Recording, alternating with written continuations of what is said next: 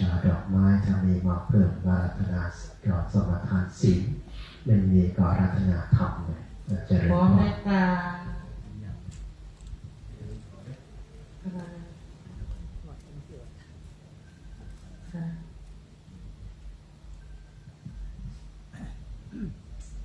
อิปินาสกาเลนะพุทธังอภิพุสยามะอิปินาสกาเลนะธัมมังอภิพุสยามะอิปินาสกาเลนะสังฆังอภิพุสยามะอะระหังสัมมาสัมพุทโธภะคะวาพุทธังภะคะวันตังอภิวาเทมิสวากขาโตภะคะวะตาธัมโมธัมมังนามัสสามิสุปฏิปันโนภะคะวะโตสาวกสังโฆสังฆังนามามินะโมตัสสะภะคะวะโตอะระหะโตสัมมาสัมพุทธัสสะนะโมตัสสะภะคะวะโตอะระหะโตสัมมาสัมพุทธัสสะนะโมตัสสะภะคะวะโตอะระหะโตสัมมาสัมพุทธัสสะพุทธังสารนังคัจฉามิธัมมังสารนังคัจฉามิสังฆังสารนังคัจฉามิทุติยัมปิพุทธังสารนังคัจฉามิทุติยัมปิธัมมังสารนังคัจฉามิทุติยัมปิสังฆังสารนังคัจฉามิปาติยัมปิพุทธังสารนังคัจฉามิปาติยัมปิธัมมังสารนังคัจฉามิปาติยัมปิสังฆังสารนังคัจฉามิปานาติปาตาเวระมณีสิกขาปะทังสมาธิยามิอาทินนา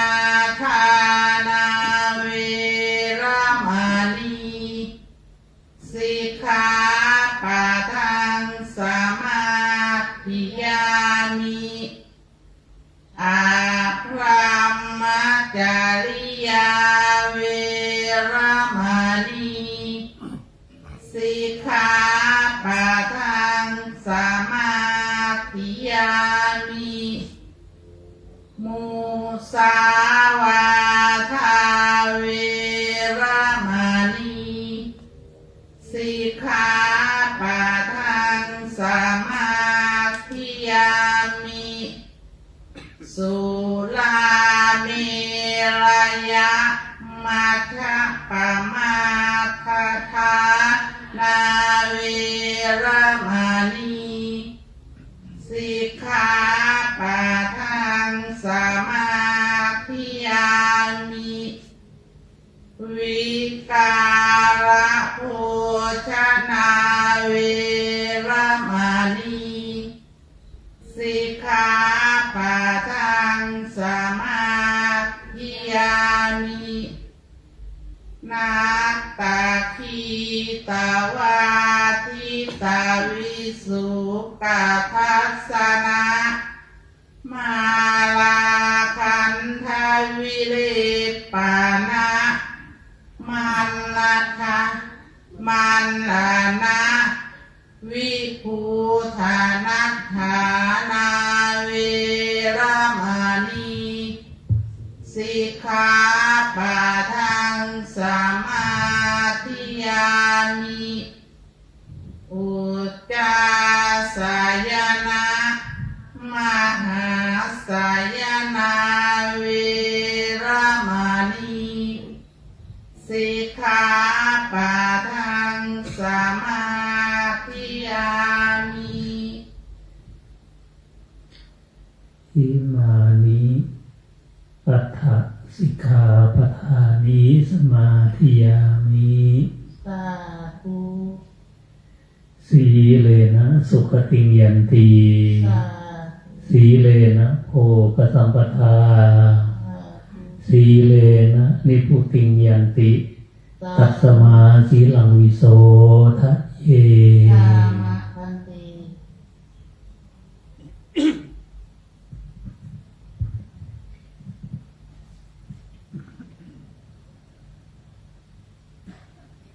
พระมาจาโลกาทิปาติสังปาติกาตัญชาลิอานาทิวารังอายาจาทาสันติทัสสะตาปาราชักกาชาติกาเอเสหิธัมมังอนุกรรม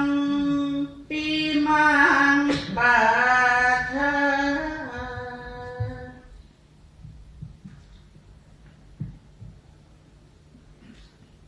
ขอถวายความ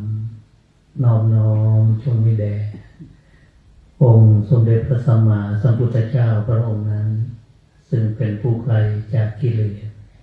ตรัสรู้ชอบได้โดยพระองค์เองแม้ปรินิพพานนานแล้วพระองค์นั้นด้วยเสียงกล่าวขอถวายความคารวะพระมหาเถระผู้มีอายุการพรรษาเหนือพระองค์พร้อมปฏิรานุเถระสหธมิตรผู้ประพฤติธรรมร่วมกันในพระศาสนาแห่งองค์สมเด็จพระสัมมาสัมพุทธเจ้าทุกรูปทุกท่านขอความสุขสวัสดีจงบังเกิดมีแด่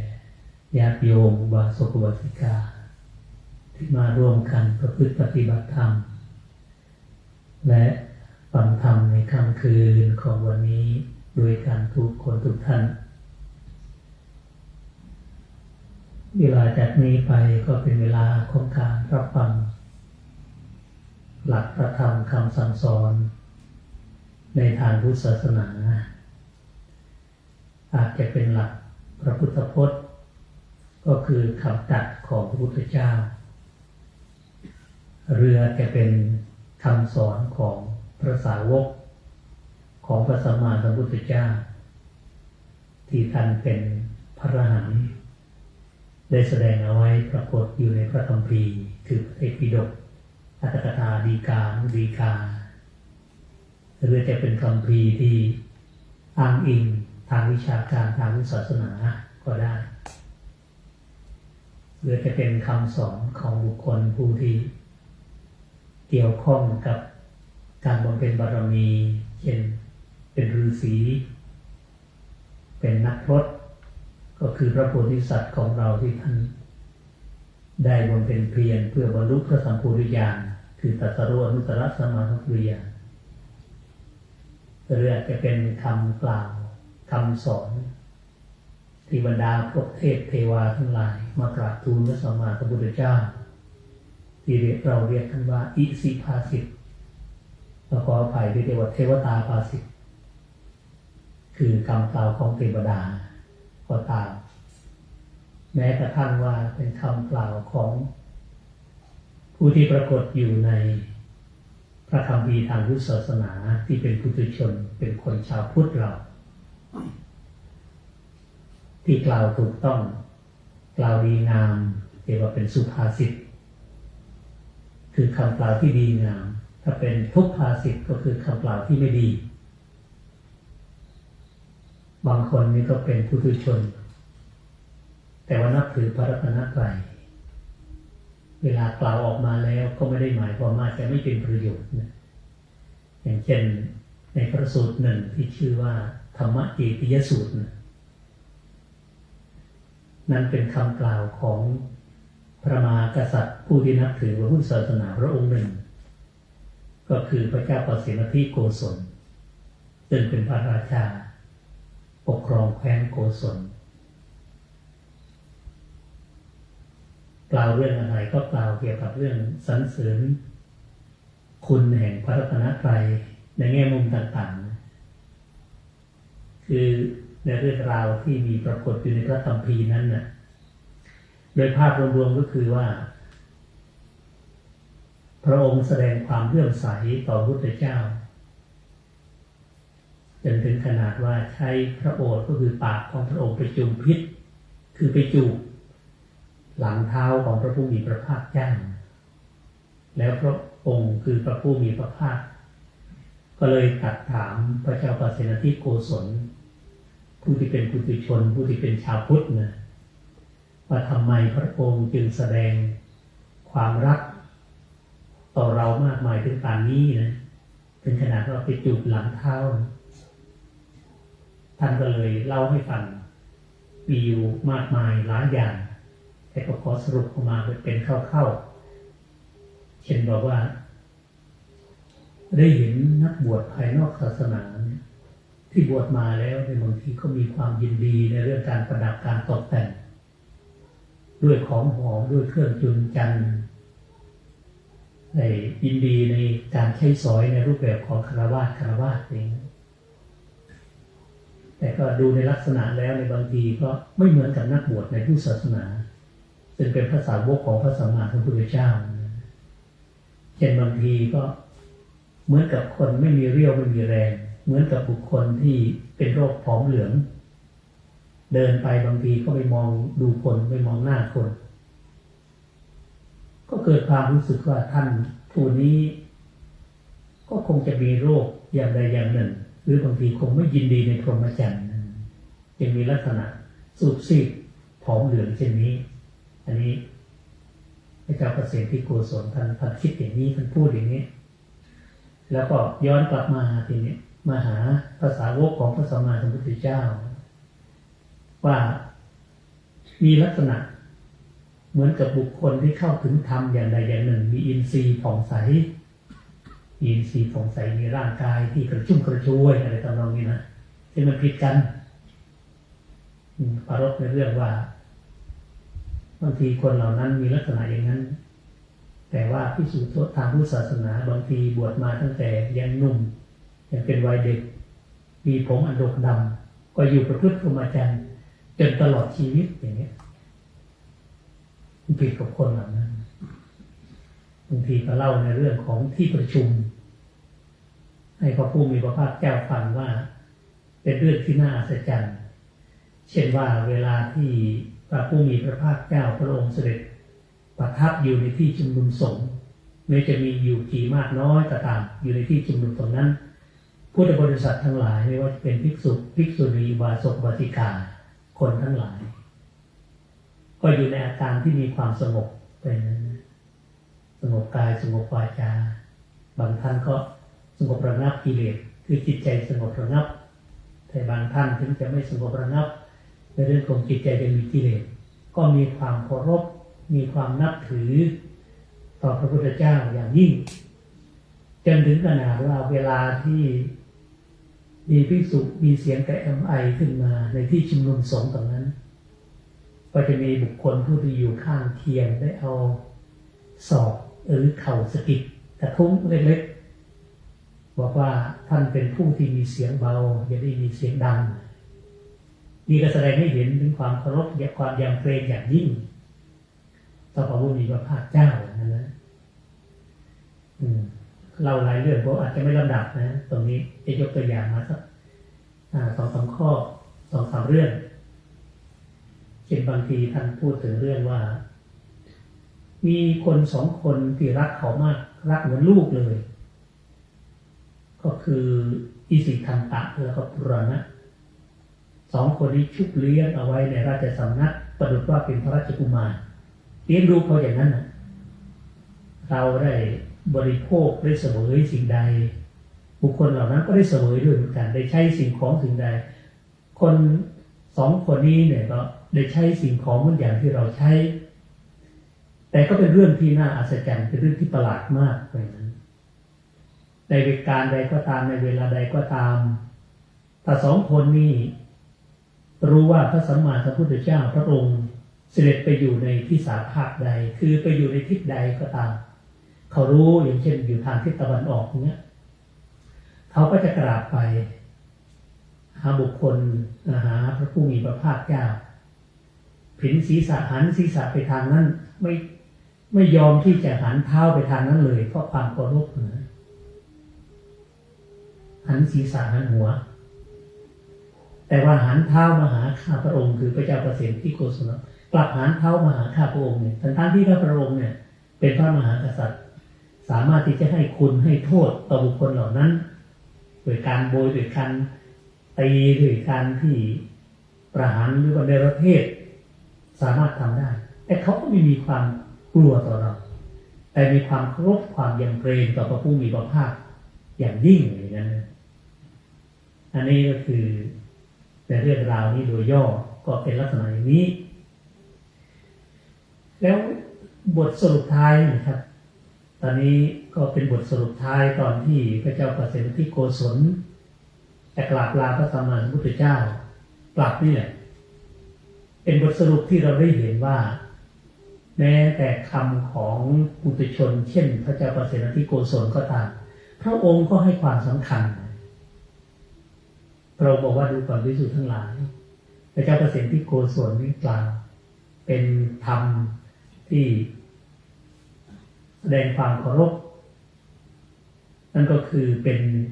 ธรรมเจดีย์เป็นเจดีย์แห่งธรรมควรที่จะศึกษาเพราะว่าเป็นเบื้องต้นแห่งพรหมจรรย์คือการประพฤติพรหมจรรย์คือเป็นสิ่งที่ดีที่งามนะนี่เพราะฉะนั้นแล้วก็ตรงนี้ผมพูดเกริ่นเบื้องต้นเนี่ยก็เพื่อที่จะให้เห็นว่าในบางเรื่องที่เราถูกยกขึ้นมาเทศมาพูดเนี่ยให้การฟังเนี่ยถ้าถามว่าพระแบบไหนพระรูปใดคือพระที่แสดงธรรมดีอย่างนี้เป็นต้นเราจะว่ายังไงเพราะว่าคนเรามันก็ต่างจิตต่างใจท่านจึงนิมนต์พระสงฆ์หลายรูปมาแสดงธรรมผัดเปลี่ยนกันแสดงธรรมหมุนเวียนกันแสดงธรรมให้การฟังอย่างนี้พอบางท่านก็พูดในแนวของท่านที่รัตนัดนั่นนะเช่นบางทีอย่างเช่นหลวงปู่ชาเนี่ยหลวงปู่ชาท่านเวลาท่านพูดธรรมะเนี่ยง่ายๆเอาเรื่องง่ายๆอยู่รอบตัวเรานี่แหละแล้วก็เห็นภาพปฏิบัติง่ายไม่ต้องใช้วิชาการแต่ว่าเวลาที่ท่านพูดแล้วก็คือมันถูกต้องถูกกับความเป็นจริงถูกต้องกับสภาวะตามความเป็นจริงได้ยินท่านอาจารย์รู้สึกจะเป็นท่านอาจารย์พระครูวินัยถอนเอียงท่านพูดว่าก็พยายามในการที่จะพิจารณาแล้วก็จับประเด็นต่างๆของหลวงปู่ชาเนี่ยที่บอกว่าท่านพูดในแนวนี้เนี่ยมันจะมีหลักอะไรที่จะเป็นหลักมันขัดแย้งต่อพระธรรมวินัยมีหรือไม่ก็เป็นท่านสรุปบอกว่าไม่มีหรือแทบจะไม่เห็นเลย แม้จะพูดในแนวของสภาวะในเรื่องจิตเรื่องการปฏิบัติลักษณะอย่างนั้นไม่เป็นวิชาการแต่มันไม่ขัดแย้งต่อเรื่องของพระธรรมวินัยเลยมีเป็นต้นเพราะฉะนั้นในแนวนี้ก็คือในแนวหนึ่งละที่มีอยู่บางท่านก็ยกขึ้นมาแสดงลักษณะเช่นนี้แต่ถ้าเป็นระดับของบุคคลผู้ที่มีการศึกษาดีเป็นนักปราชญ์เป็นปัญญาชนในสังคมเนี่ยผมพูดบ่อยมากพระเถระเหล่านี้ผมชอบพูดชื่อของท่านแทบจะทุกที่เลยนะบางทีไปแสดงธรรมมันมาโดยอัตโนมัติเพราะว่าผมชื่นชมและศรัทธาอันเป็นการส่วนตัวด้วยแหละส่วนหนึ่งก็คือเห็นว่าท่านเป็นนักปราชญ์เป็นผู้รู้ด้วยเราควรที่จะเอามาเป็นประทับฐานนั่นแหละเราก็เลยพูดถึงบ่อยเหมือนกับคล้ายๆกับเป็นไอดอลเป็นแนวทางเป็นอะไรของพวกเรานั่นแหละ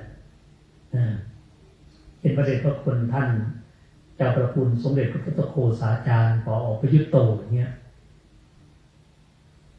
ถ้าท่านคิดยังไงครับสมมติพระใหม่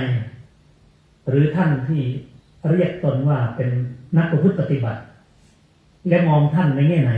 เนี่ยไม่ใหญ่ใจจะตั้งคำถามตามตรงนี้ด้วยว่าเรามองในแง่ไหนถ้าเรามองในแง่บางแง่เนี่ยเราก็เห็นแง่นั้นแต่มันไม่เห็นแง่ที่ลึกซึ้งในแง่ที่เป็นสติและปัญญาที่เราเอาประโยชน์จากท่านได้นี่มันอาจจะเป็นอย่างนั้นก็ได้นะคือในเรื่องของการประพฤติปฏิบัติบางทีก็ดูเสมือนหนึ่งว่าเราไปกระจุกตัวอยู่ที่ในเรื่องของการปฏิบัติโดยรูปแบบโดยหลักการที่มันมีอยู่ทางพุทธศาสนาอันนี้มันก็ใช้ได้เช่นในเรื่องของการที่เรานั่งสมาธิภาวนาบางท่านอาจจะบอกว่าพุทธเจ้าไม่เคยสอนให้นั่งสมาธิไว้อย่างนั้นอันนี้ก็เห็นปรากฏอยู่ใน YouTube เห็นอาจารย์บรรจบบรรณรุจิท่านก็พูดถึงอยู่พระภิกษุรูปหนึ่งพระพุทธเจ้าไม่เคยสอนนี่เห็นไหมฮะพอจะยกเรื่องนี้ขึ้นมาในเชิงวิชาการความรู้มันพลาดแล้วเลยว่าไม่มีสอนเห็นไหมเพราะฉะนั้นในเรื่องนี้ก็เป็นเรื่องที่เรียกว่ามันก็พลาดในลักษณะอย่างนี้แหละเรามองดูพระมหาเถระเหล่านี้เราอาจจะมองในแง่เป็นนักปราชญ์นักวิชาการเป็นนักคิดนักมโนอะไรต่างๆเป็นต้นนั่นก็เลยกลายเป็นว่าในแง่ของความจริงใจที่มีต่อพระพุทธศาสนาโดยปฏิบัติอยู่ในหลักศาสนาโดยปกป้องหลักพุทธศาสนาเผยแผ่คำสอนอยู่ในขอบทางพุทธศาสนาแม้ข้อวัดปฏิบัติของท่านก็เป็นข้อวัดที่ดีที่งามแต่อย่างนี้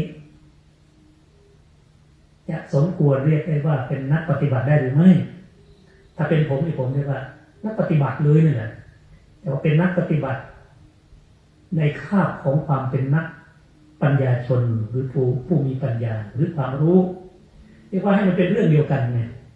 ให้มันเป็นเรื่องเดียวกัน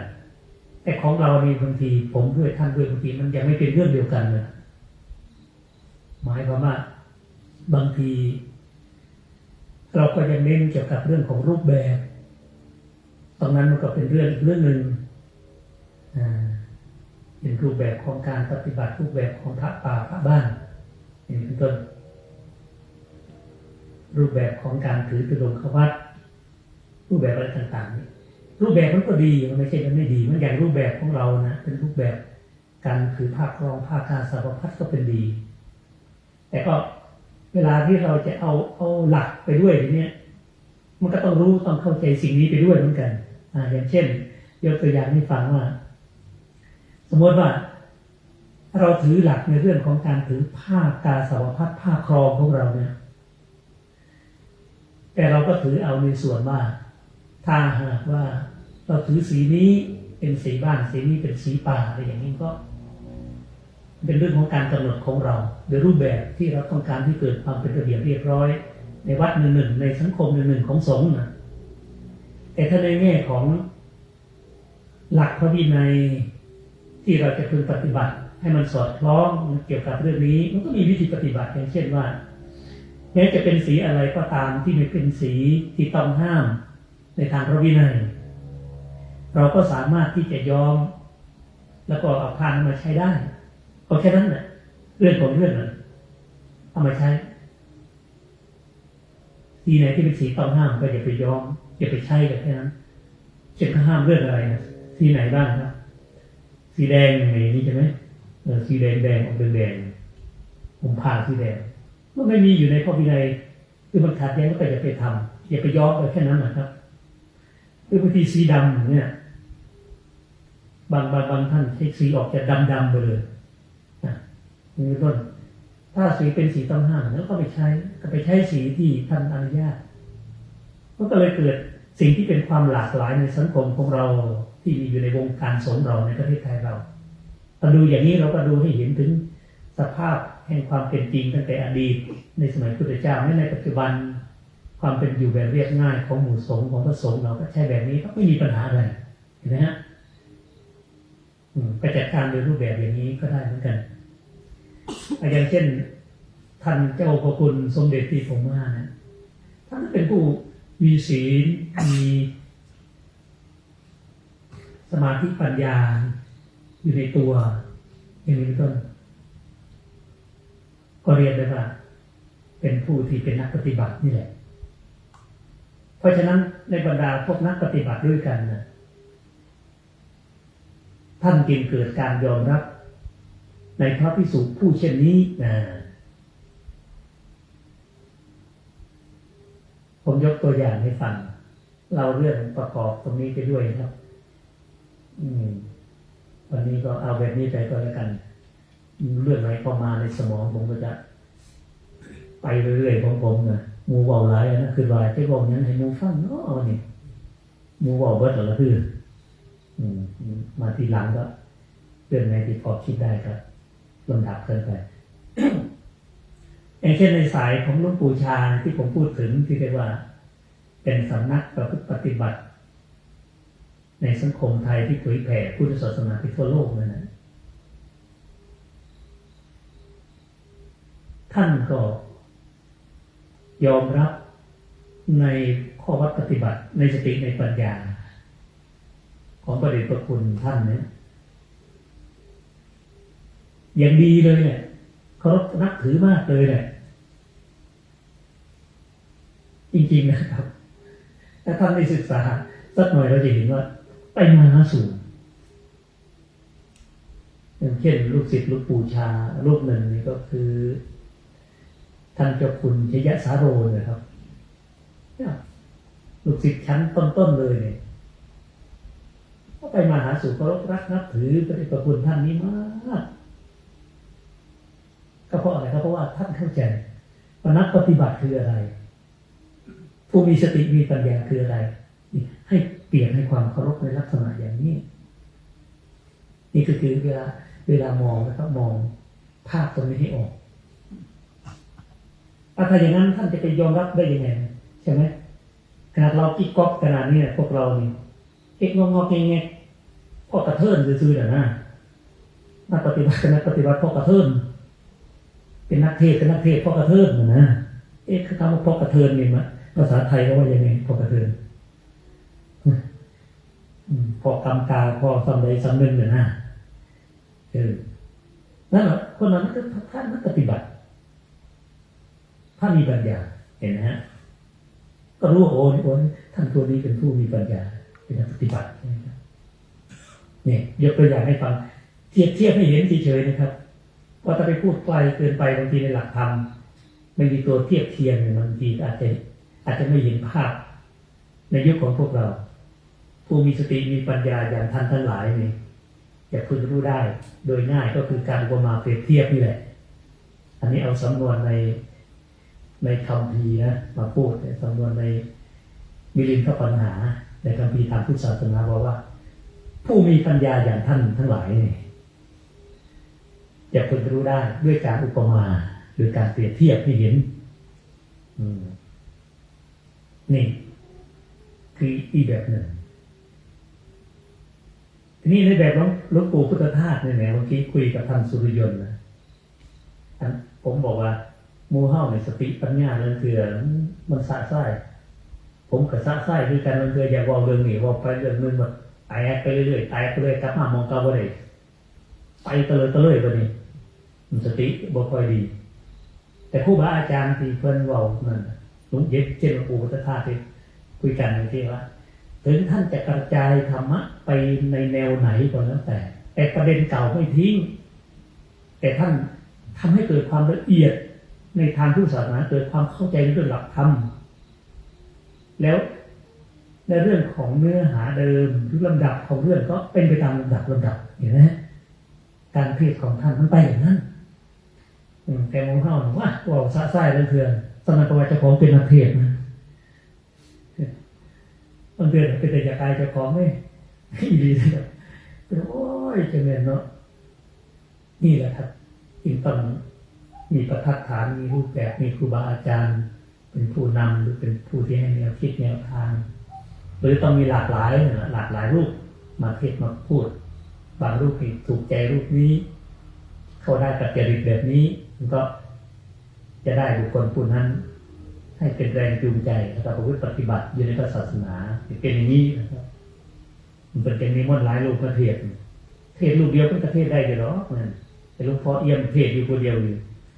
ชาวสายบาเย็นจะพูดได้จานทร์เพชรมันนี่ที่นี่ไม่ให้บอกว่าล่ะบอกอยู่บัดมือกันเลยม่วนผมเขาก็บอกอยู่บัดมือกันเลยว่าเรื่องบอกเพียงแต่วันนั้นแหละบางทีก็ช่วยกันขับเคลื่อนงานศาสนาอย่างเช่นหลวงปู่พุทธทาสพูดเรื่องปู่พุทธทาสสักหน่อยครับนี่ว่าท่านก็พูดได้อย่างละเอียดแล้วนี่เวลาที่เราไม่เข้าใจถึงปฏิปทาของท่านไม่รู้ที่มาที่ไปก็อาจจะมองท่านเป็นนักคิดนักเขียนไม่ใช่เป็นนักปฏิบัติอย่างนี้ต้นโดยเฉพาะพระใหม่พระรุ่นใหม่กับพระไม่ได้ศึกษาให้เกิดความละเอียดอ่อนนะครับนี่แหละจะได้เจอประเภทนี้แต่ถ้าท่านผู้ที่ศึกษาจริงๆท่านเข้าใจเรื่องนี้จริงท่านก็จะไม่ตำหนิเลยทีนี้ท่านจะเคารพท่านเหล่านี้พอเอาเจ้าของไปเทียบเทียงกับเพิ่นบ่ไปตีเสมอเพิ่นหรอกว่าที่ซ้ำไหนเนี่ยจะน้อมเข้าไปจะอ่อนน้อมเข้าไปแล้วก็ใส่ใจในคำสอนของท่านเหล่านั้นผู้ที่มีข้อวัดประพฤติปฏิบัติดีมีเจตนาดีมีความรักศาสนาเป็นประทัดฐานให้แก่เราเป็นอย่างนี้จะในกรณีหลวงปู่พุทธทาสเนี่ยท่านก็เป็นที่เคารพรักนับถือระหว่างสำนักของหลวงปู่ชาที่เราเรียกว่าเป็นพระปฏิบัติเนี่ยกับสำนักของสวนโมกนี่เป็นอย่างดีเลยครับขนาดนั้นเลยนะถ้าท่านได้ลงไปที่สวนโมกนะใครๆก็ไปสวนโมกวัดสวนโมกจะมีกุฏิหนึ่งที่สร้างเอาไว้รอต้อนรับหลวงปู่ชาที่จะเดินทางไปเยี่ยมเพราะเคารพรักนับถือเป็นกัลยาณมิตรระหว่างกันแต่ว่าท่านไม่ได้ไปกุฏินั้นก็เลยเป็นกุฏิรอรับอื่นๆไปแต่เขาก็ตั้งชื่อให้เป็นเกียรติของวัดอยู่กุฏิหลวงปู่ชาทางนี้ก็เนื่องจากว่ามีความเคารพรักนับถือระหว่างครูบาอาจารย์หลวงปู่ชาพระพุทธญาณเถระแล้วก็พระเดชพระคุณพระธรรมโกษาจารย์พุทธทาสภิกขุเนี่ยเคารพรักนับถือกันท่านจะลงไปแต่ท่านก็อาพาธก่อนคือหลวงปู่ชาท่านป่วยก่อนจนไม่ได้ลงไปนะครับส่วนยกลูกหลังลูกศิษย์ลูกก็ไปมาหาสู่ก็มีเทปที่ลูกศิษย์ลูกหานำมาจากสวนโมกในยุคนั้นมาให้หลวงปู่ชาฟังว่ากันว่าหลวงปู่ชาท่านฟังนะฟังกลับไปกลับมาฟังบ่อยมากฟังจนเทปมันหมุนจนยานเลยไปอย่างนั้นนะแล้วท่านก็พูดออกมาในลักษณะว่านี่เป็นการแสดงธรรมที่ถูกต้องนะแต่ก่อนผมจำได้อยู่ว่าเทปชุดนั้นมีชื่อว่าอะไรแต่ก็เป็นธรรมะในเรื่องของ ปฏิจจสมุปบาทหรืออะไรเนี่ยตำนองนี่แหละจำชื่อผิดก็ขออภัยท่านก็ไปหาข้อมูลตัวเองท่านฟังกลับไปกลับมาบูชาท่านบอกว่าเนี่ยมันต้องเทศอย่างนี้ถูกต้องมาอย่างนั้นเห็นไหมฮะนั่นก็คือพวกผมปฏิบัติธรรมภาวะจิตที่มันถึงกันก็สามารถที่จะมองออกหรือสรุปได้นี่เป็นเช่นนั้นก็ด้วยเหตุนั้นว่าในแง่มุมไหนก็แล้วแต่ผมบอกว่าในตอนต้นที่ผมบอกว่าแล้วพระแบบไหนแสดงธรรมดีนี่ตอนนี้ก็มาพูดว่าแล้วพระแบบไหนแสดงธรรมดี ในทางพุทธศาสนาเนี่ยพระที่บอกว่าแสดงธรรมดีหรือแสดงธรรมไม่ดีเนี่ยมันจะมีหลักในการที่เราจะประมวลมาเพื่อจะเป็นประทับฐานได้คือถ้าหากว่าพระรูปไหนก็ตามที่พูดเพื่อที่จะส่งเสริมให้เกิดการละราคะความรักความกำหนัดความยินดีโทสะความโกรธอาฆาตพยาบาทจองเวรโมหะความโง่ความหลงให้มีสติให้มีปัญญาอย่างนี้นี่ก็แสดงว่าเป็นแสดงธรรมดีก็โดยมากพระภิกษุสงฆ์เวลาที่ท่านแสดงธรรมก็อาจจะยกในเรื่องของพระพุทธวจนะพระพุทธพจน์บ้างหรือคำสอนของพระเถระในทางพุทธศาสนาที่เป็นพระอรหันต์ถูกสืบทอดมาอย่างนี้ยกขึ้นมาแล้วก็แสดงในแง่มุมต่างๆก็เพื่อจะเอาหลักธรรมเหล่านั้นไปให้ผู้ฟังได้ฟังกันแต่ว่าโดยหลักแล้วก็คือการ นำออกไปจากรักโลภโกรธหลงนั่นแหละเพราะฉะนั้นถามว่าทำไมเวลาที่ การแสดงเนี่ยอย่างเช่นแสดงหมอลำแสดงลิเกแสดงอะไรต่างๆที่เป็นการแสดงนั่นแหละมันก็คือการแสดงเหมือนกันเวลาเราพูดว่าเป็นเวลาแสดงธรรมผมก็ทำหน้าที่ในการแสดงธรรมผมก็แสดงเหมือนกันผู้ที่เขาแสดงอยู่บนเวทีหมอลำลิเกเป็นต้นนั้นก็ดีก็เขาก็แสดงเหมือนกันแต่ว่าเวลาที่ความแตกต่างมันอยู่ที่ว่าผู้ที่แสดงลิเกแสดงหมอลำหนังอะไรต่างๆเหล่านี้เนี่ยเป็นเรื่องจริงบ้างเรื่องไม่จริงบ้างเรื่องจริงบ้างเรื่องไม่จริงบ้างแต่ว่าเวลาที่พระท่านแสดงธรรมถ้าแสดงแบบเป็นธรรมวาทีกล่าวถูกต้องตามธรรมกล่าวไปตามเนื้อหาของธรรมมีแต่เรื่องที่มันจริงนี่นั่นเป็นเรื่องจริงเป็นเรื่องที่ดีเป็นเรื่องที่ถูกต้องเป็นเรื่องที่จริงเป็นเรื่องที่มีประโยชน์นี่อยู่ในตัวเลยแต่ว่าการแสดงลักษณะแบบโลกนั้นน่ะก็คือเรื่องจริงบ้างเรื่องไม่จริงบ้างเรื่องไหนที่เป็นเรื่องจริงมันก็พอถูกกันบ้างปลอมแกล้งกันไปลักษณะนี้พอปลอมแกล้งกันไปบางทีมันก็ถูกในส่วนหนึ่งมันไม่ถูกส่วนหนึ่งอย่างนี้เป็นต้นเหมือนกับอย่างที่ยกตัวอย่างบางอย่างเคยยกตัวอย่างให้ฟังที่เราเขียนไว้อยู่หน้าหมู่บ้านของเราเนี่ยผมไปขัดพนมเมื่ออาทิตย์ก่อนไปก็เห็นโยมก็พูดผมก็เลยพูดเชิงหยอกเขาโอ้ยมันแมนอยู่ว่าแบบโยบานไหมแต่ว่าจะอะไรก็ได้ท่านมาเราดีใจเชิญนะท่านจากไปเราคิดถึงสบายนะมันกระถือยุ่ยมามึงจะบอกอยู่กระถืออยู่นะแต่มันกระถือทั้งนั้นท่านมาเราดีใจบางคนมากนี่บุรีใจก็มีเลยจากไปเนี่ยคิดถึงอยู่แต่มันไม่ได้คิดถึงแบบญาติแบบมิตรแบบสหายจะคิดถึงแบบไหนคิดถึงแบบที่นั่มหานะไปเอาโทษไปจับมันเขาคุกมันรับของแบบนี้จะดีใจไหมล่ะท่านมาเราดีใจท่านจากไปเราคิดถึงแต่มาดีมันเป็นที่ดีอกดีใจไปแล้วก็ไปยังดียังงามคือมือห่อนมากบริสารปัญหาบริสารภาระมันยังให้แกปลูกเขาทำงานบอกตั้งใจประพฤติปฏิบัติโอ้เป็นดี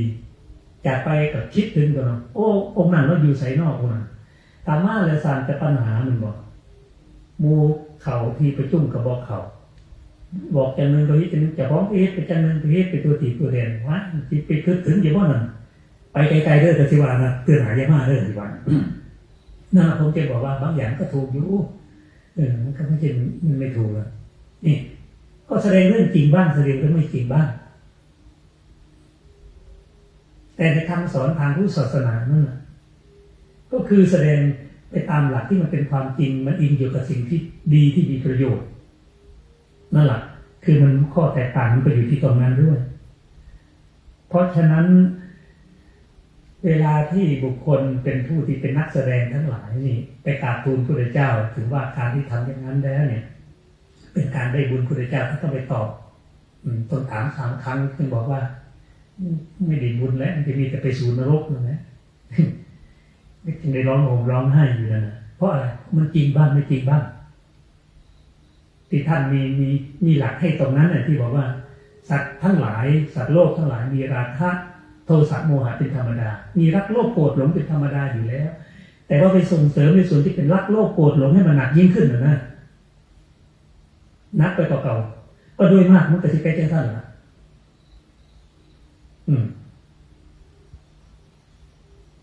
นั้นองค์แสดงธรรมที่แสดงไปเพื่อเกิดการละราคะโทสะโมหะนั่นแหละจึงเป็นการแสดงธรรมที่ดีกับพระส่วนมากแสดงธรรมก็เป็นลักษณะ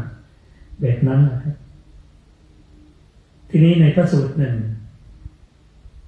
ที่ชื่อว่าชีวกะสูตรนะซึ่งท่านก็ได้แสดงเกี่ยวกับเรื่องนี้นะบอกว่าบุคคลใดที่แสดงธรรมเพื่อละราคะโทสะโมหะบุคคลนั้นเราทำดีเราทำถูกต้องบุคคลใดปฏิบัติเพื่อละราคะโทสะโมหะบุคคลนั้นเป็นผู้ปฏิบัติดีที่มูฮั่ว่าปฏิบัติดีปฏิบัติชอบนะก็นี่แหละก็ปฏิบัติเพื่อละจากราคะจากโทสะจากโมหะบุคคลใดละราคะโทสะโมหะได้แล้วบุคคลนั้นชื่อว่าดำเนินไปดีแล้วดำเนินไปสู่เส้นทางของพระสัมมาสัมพุทธเจ้าที่พระองค์ได้ตรัสดำเนินไปสู่ทางแห่งอริยมรรคทางที่มันถูกนะดำเนินไปดีแล้วนั่นก็คือในส่วนที่เป็นหลักธรรมคำสอนทางพุทธศาสนาแต่ทีนี้ก็โดยธรรมดาทีนี้โดยธรรมดาสัตว์โลกทั้งหลายหรือมนุษย์เราทั้งหลายนี่มันเริ่มต้นมาจากความเป็นปุถุชนนะคนมีกิเลสกันทุกคนนั่นอยู่เนี่ยผมก็เป็นคนมีกิเลสนะทำเป็นอริยะก็ไม่รู้อะแต่ว่าผมเป็นผู้มีกิเลสเป็นปุถุชนเป็นปุถุชนอย่างแน่นอนผมต้องเปิดเผยตัวอย่างนี้ผมเป็นปุถุชนแน่นอนไม่ใช่เป็นอริยะถ้าอย่างมากก็มีสิทธิ์เพียงแค่เป็นกัลยาณปุถุชนคือปุถุชน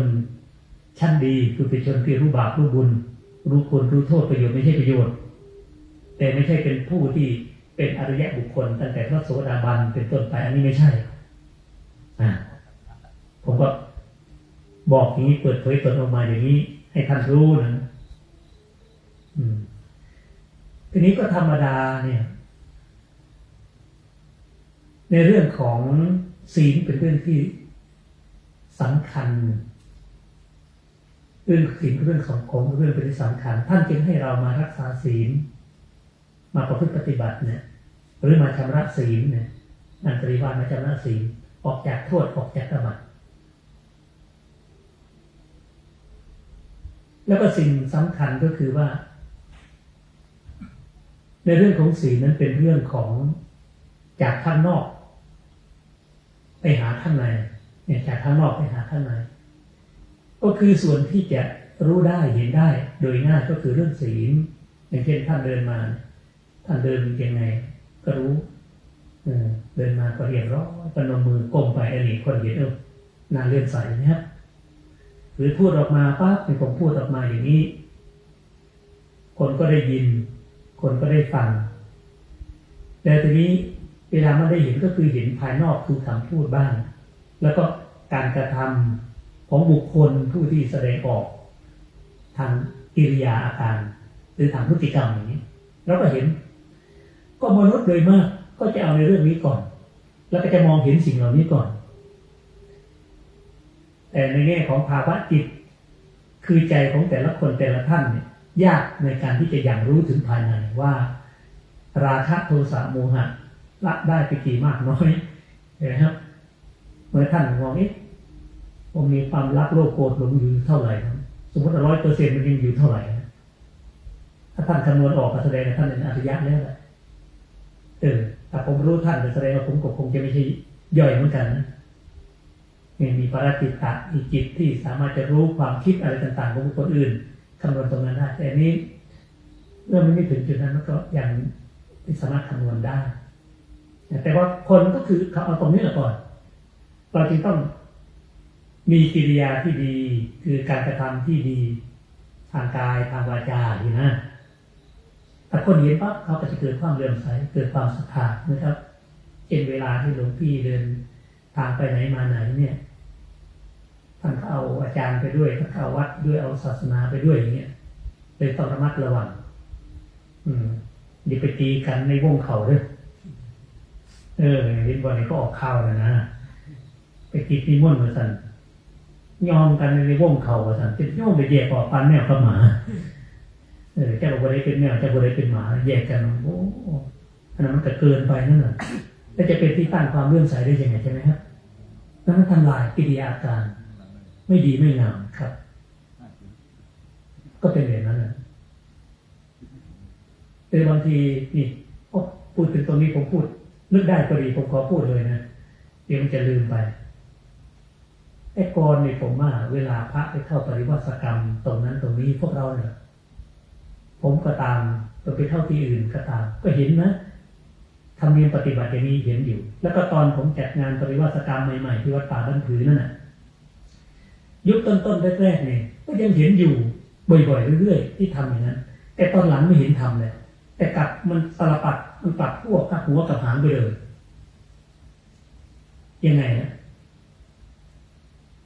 คือก่อนที่จะออกกรรมใช่ไหมสมมติว่าวันพรุ่งนี้ออกกรรมเนี่ยพระเขาก็จะรวมตัวกันโดยเฉพาะหัวหน้าลูกกรรมผู้ที่นำพาบอกวัดบอกอะไรต่างๆหรือหัวหน้าลูกกรรมปฏิรัติบอกว่าพวกเราเนี่ยได้มาอยู่อาศัยสถานที่ตรงนี้ในการประพฤติปฏิบัติทำให้ข้าวให้น้ำให้แสงสว่างใช้ห้องน้ำห้องท่าหรืออะไรต่างๆนี่เราก็ถือว่าเป็นหนี้ต่อสงฆ์อยู่นะเป็นหนี้ต่อหมู่สงฆ์ที่มาดูแลสังฆกรรมให้เรา9 คืน 10 วันหรือท่านเจ้าสำนักท่านก็ค้นขวายในการบอกญาติบอกโยมแล้วก็สิ่งทั้งหลายทั้งปวงที่เราใช้เสือสาดอาดม้อนสิ่งของต่างๆนั้นไม่ได้มาได้โดยง่ายได้มาด้วยศรัทธาของประชาชนเพราะฉะนั้น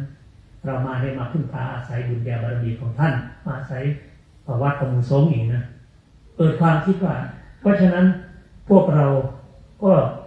จะต้องใช้หนี้สงฆ์เหมือนกันอันนี้ไม่ใช่ว่าจะอาวาสไปบังคับไม่ใช่หมู่สงฆ์ไปบังคับแต่ว่าเขาคิดของเขาเองแล้วก็ทำอย่างนั้นจริงๆด้วยแล้วก็ตั้งต้นเงินใช่ไหมครับ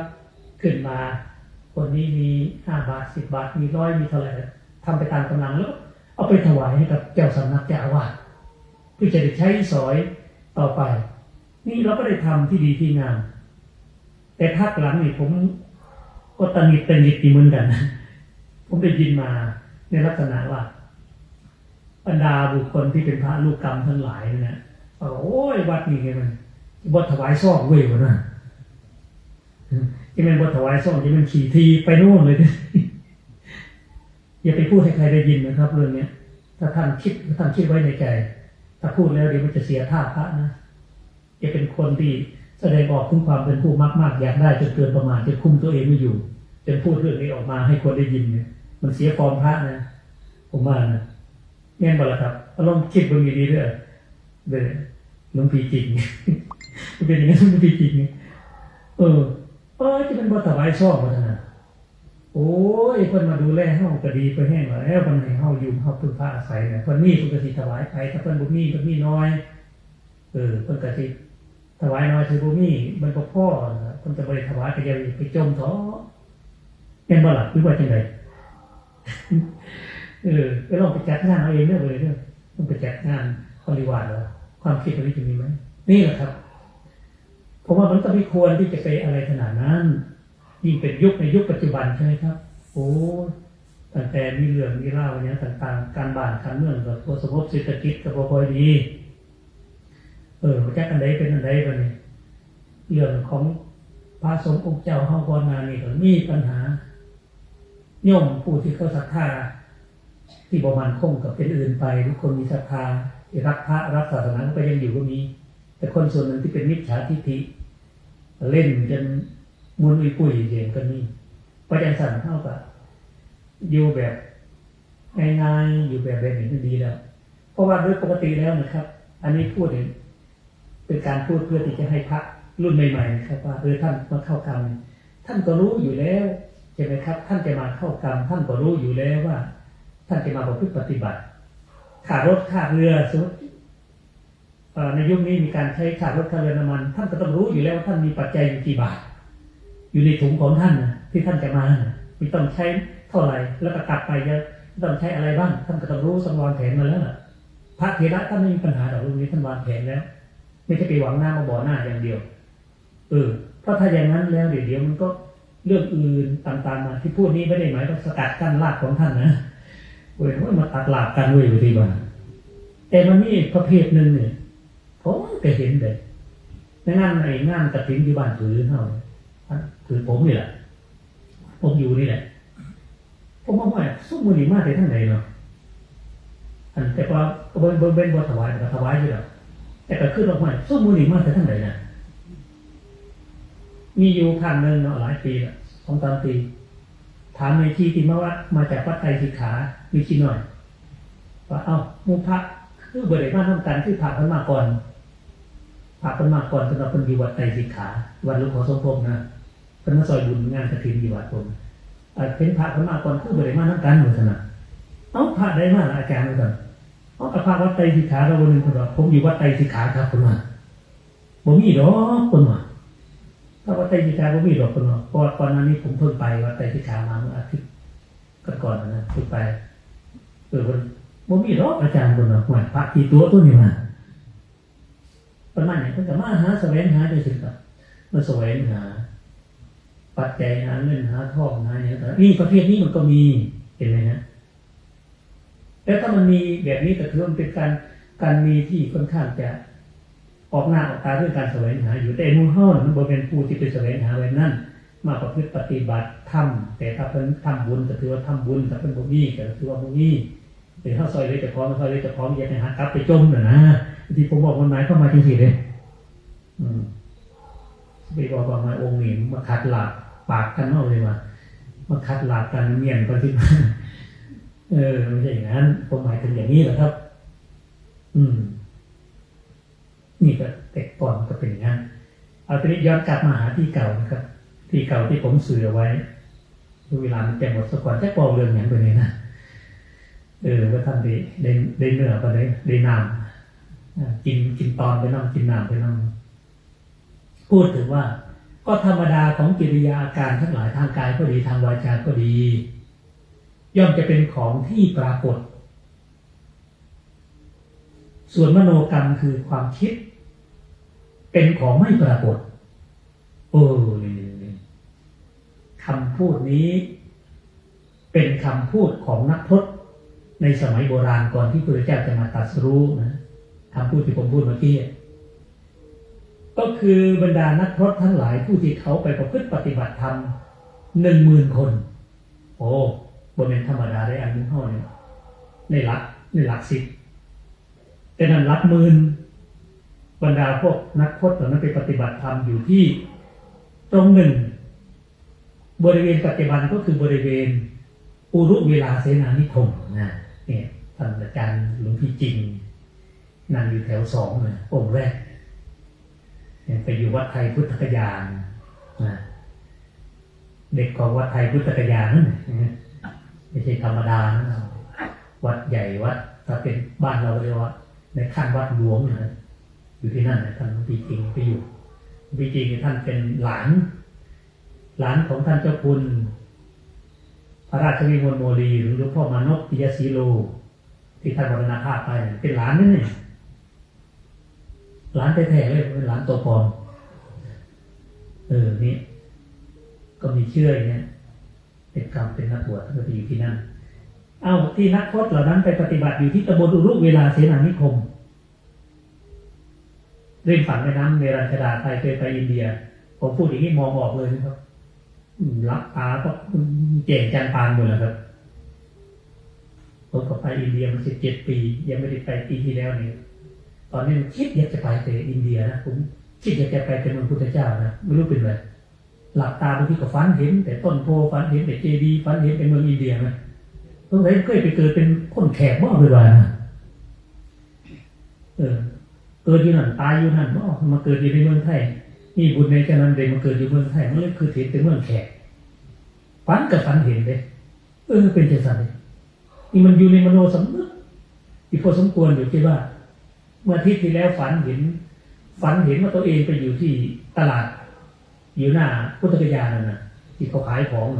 ย่างอยู่นั่นโตเตปฏิบัติเห็นแม่เจ้าของแม่ผมตายตั้งแต่ปี35ปีที่มีการอะไรนะพฤษภาคมปีนั้นน่ะแม่ผมตายตั้งแต่นั้นก็ฝันเห็นแล้วจะเดินซื้อของในความรู้สึกของแม่ยังไม่ตายนะเลยพูดกับแม่อยู่ตรงนั้นบอกว่าเดี๋ยวตอนเย็นๆจะพาเข้าไปไหว้ต้นศรีมหาโพธิ์นะอย่าไปไหนพูดไปปั๊บในความฝันมันก็มีปีติน้ำตาไหลออกมาเนาะปฏิภาณแม่เขาไปตรงนั้นนะท่านเป็นแม่ตายไปตั้งแต่ปี35นะโอ้จิตมันก็ฝังอยู่ตรงนั้นอยู่พอสมควรนะอันนี้ก็รู้ได้เฉพาะตนเหมือนกับเราในศรัทธาธรรมะเป็นยังไงก็รู้ได้เฉพาะตนเหมือนกันนะเมื่อเราคิดถึงลูกถึงหลานหักหลานจะอะไรเนี่ยเป็นยังไงก็ต้องอธิบายอาตมาเอาเบียบเทียบไปฟังคือคนมีความหักตกถึงความหักผู้สาวหักอย่างนั้นนี่บอกเปรียบเทียบคือได้เนี่ยเป็นยังไงนั่นแหละเขาจิตมันอยู่กับเรื่องนี้มันก็วนเวียนอยู่แบบนี้นะวนเวียนอยู่ในบุญวนเวียนอยู่ในสถานที่วนเวียนอยู่ในวัดคือพวกเราวนเวียนอยู่ในธรรมะเห็นไหมครับวนเวียนอยู่นี่ตรงบริเวณพื้นที่ตรงนั้นที่บอกว่าตำบลรุ่นเวลาเสนานิคมพวกบรรดานักพรตทั้งหลายทั้งหมื่นคนเนี่ยเขาไปปฏิบัติร่วมกันอยู่ตรงนั้นหัวหน้าผู้ที่เขาพูดออกมาก็บอกว่าก็ธรรมดากายกรรมวจีกรรมย่อมเป็นของปรากฏคือมันปรากฏออกมาให้เห็นนะแต่มโนกรรมหาปรากฏไม่คือมันไม่ปรากฏเพราะมันอยู่ในใจก็อย่างนั้นเมื่อเป็นเช่นนี้ก็เลยเกิดการตั้งกติกาวัดข้อวัดปฏิบัติเหมือนเรามาอยู่ปฏิบัติต้องมีข้อวัดปฏิบัติแต่ละช่วงไปอย่างนี้พวกนี้เหมือนกันก็ตั้งกติกาวัดคือข้อปฏิบัติมันเป็นกติการ่วมกันบอกว่าท่านผู้ใดที่มีความตรึกวิตกนี่แหละครับตรึกหรือที่ภาษาทางนอกที่เขาใช้คือตรรกวิทยาว่าเรื่องความตรึกความนึกความคิดผู้ใดมีความตรึกที่เป็นอกุศลวิตกก็คือความตรึกนึกคิดในเรื่องกามอย่างนั้นความตรึกนึกคิดในเรื่องของความไม่พอใจพยาบาทอาฆาตจองเวรความตรึกนึกคิดในเรื่องของความเบียดเบียนถ้ามันมีความคิดอย่างใดอย่างหนึ่งใน3ความคิดนี้ซึ่งเป็นอกุศลวิตกเนี่ยซึ่งมันเป็นเรื่องภายในเพราะถ้าเป็นเรื่องกายกรรมก็เห็นที่ว่าวิจีกรรมก็เห็นเรื่องภายในคือมัวเฮานานๆอยู่นี่เป็นครับนานๆอยู่นี่คิดมีอย่างก็จะมีหมู่เนาะดีบุรีหนึ่งทีคือต้องว้าวเลยเนาะตอนนี้เราชี้ลงเลยดีกว่าอาจจะส่วนที่โต๊ะเกิดขึ้นเป็นสิ่งที่มีมั้ยแต่เรามีกับเป็นเรื่องที่ดีที่งามอะไรมันรู้ไม่ได้พวกนี้ก็บอกว่าถ้ากามวิตกเกิดขึ้นพยาบาทวิตกเกิดขึ้นวิหิงสาวิตกที่เกิดขึ้นในใจขอให้พวกเราจำนวน10,000 รูปนี้แสดงเปิดเผยตัวออกมาตามความเป็นจริงโดยการทำยังไงโดยการเอาใบไม้ไปห่อทรายไปห่อทรายแล้วก็เอามาวางไว้แถวๆนั้นแต่ก่อนมันยังไม่มีบนทรายนะอันนี้พูดตามคัมภีร์แต่ว่าถ้าความเป็นจริงแล้วมันต้องพูดตามหลักของภูมิศาสตร์ไอ้ตรงนั้นมันมีแม่น้ำอะไรมาไหลหมุนเวียน มันจะกลายเป็นการพักอาศัยมาเป็นเกาะเป็นเวิร์กตรงนั้นแต่นี้เรากำลังพูดในแง่ของคัมภีร์คือคัมภีร์สมันตปาสาธิกาอัตถกถาพระวินัยที่ผมพูดนะอิงอยู่กับคัมภีร์อัตถกถาวินัยชื่อว่าสมันตปาสาธิกาแปลว่ายังความเลื่อมใสโดยรอบให้มันเกิดขึ้นที่คัมภีร์นี้ก็เรื่องพระวินัยครับคือเมื่อฤาษีเมื่อนักพรตเหล่านั้นเกิดความคิดขึ้นมาแล้วมันก็ท่านสงบมันก็คิดแล้วเนาะคนเนาะได้วางดูหูจะคิดเนาะพระนี่ให้คิดเก่งเลยหลวงตาต้องใช้เราคิดตอนนั่งสมาธิที่บอกเคยบอกให้ฟังคิดไปคิดมาซื้อต่อไปที่จะไปแต่งงานนั้นมีลูกต้องตั้งซื้อไอ้โทนลูกบ้านกล้วยคนนั้นลูกคนแรกของเราเราคิดได้ตอนนั่งสมาธิระหว่างนี้เบอร์เสือไปถามเราเบิ่งอะไรอันนี้ลูกตาต้องใช้เราบอกเองเลยเราเป็นมาบอกเปิดเผยแล้วก็ว่าเปิดเผยที่ต้นสมาธิมันเป็นบอกพื้นด้วยเนี่ยบอกผมนั่งสมาธิได้ตั้งซื้อลูกตอนนั้นนะตอนนั้นมาที่ได้ซื้อไอ้โทนมานั่นไงตอนคนมันยังไม่สงบมันก็คิดนะครับวนเวียนอยู่นั่นแหละ3 อย่างนี่แหละไม่รักก็ต้องเกิดความไม่พอใจชอบไอ้ชังอย่างนี้มันเกิดมาจากความโง่ความเผลอความไม่รู้น่ะอยู่เบื้องหลังคือโมหะรักโลภโกรธหลงอยู่เนี่ยวนเวียนอยู่อย่างใดอย่างหนึ่งพอคนเหล่านี้เกิดขึ้นมาปั๊บเขารับผิดชอบตัวเองมากเลยดาบทเหล่านั้นก็เลยห่อเอาทรายไปห่อทรายแล้วก็ไปวางไว้พอวางไว้คนนั้นก็วางไว้แสดงความรับผิดชอบมันขึ้นหลายเนาะแสดงว่าขึ้นหลายพอสมควรเลยจนได้กลายเป็นทรายที่อยู่แถวตำบลอุลุเวลาเสนานิคมนะโอ้จนกลายเป็นหมู่บ้านเยอะๆเลยนะโอ้โมเป็นธรรมดาเลยในคัมภีร์ธรรมบทบอกว่าถ้าหากว่ากิเลสนี้เป็นสิ่งที่มีรูปร่างแล้วไซรูปิโนหุตวาแปลว่าเป็นสิ่งที่มีรูปร่างถ้ามันมีรูปร่างนะธรรมะจักรวาลังอติสัมภาตังจักรวาลนั้นก็ดูเป็นเรื่องที่แคบไปนะพรหมโลโกอตินิจโก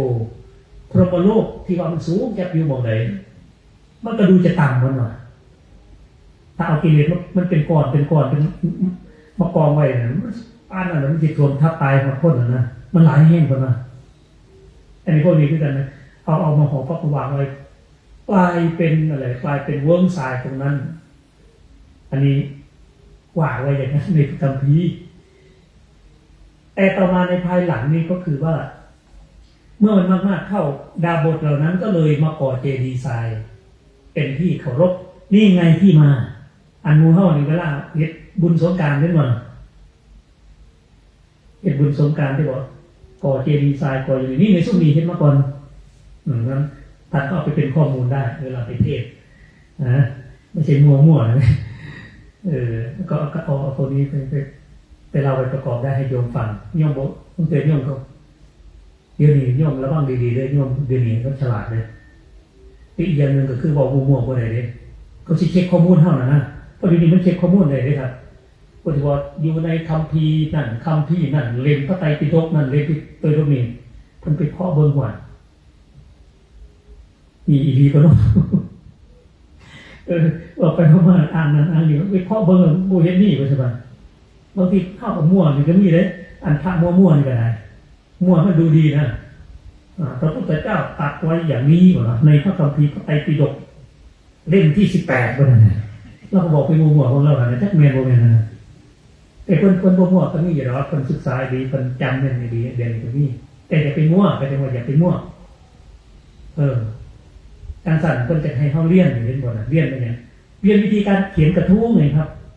เป็นยังจะให้เขาแต่งกระทู้เอาหลักสูตรการศึกษาของคณะสงฆ์นักธรรมชั้นตรีตัวเองเนี่ยเขาให้แต่งอย่างคนลองขึ้นบนก็ฝึกคนครับ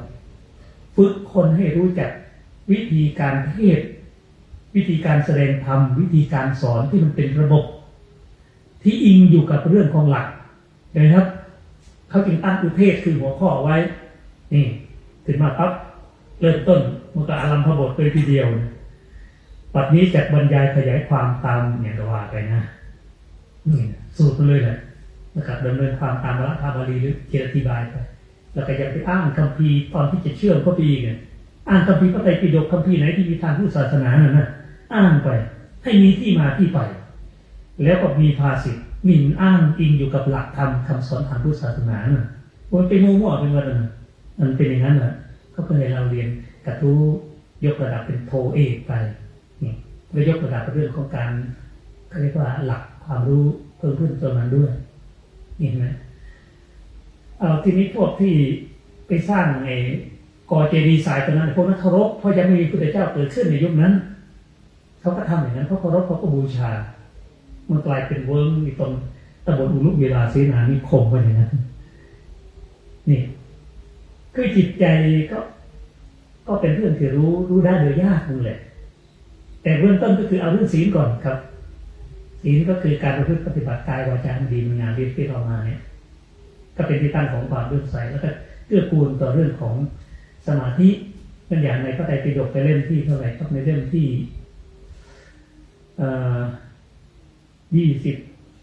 24หรือเปล่าที่ท่าน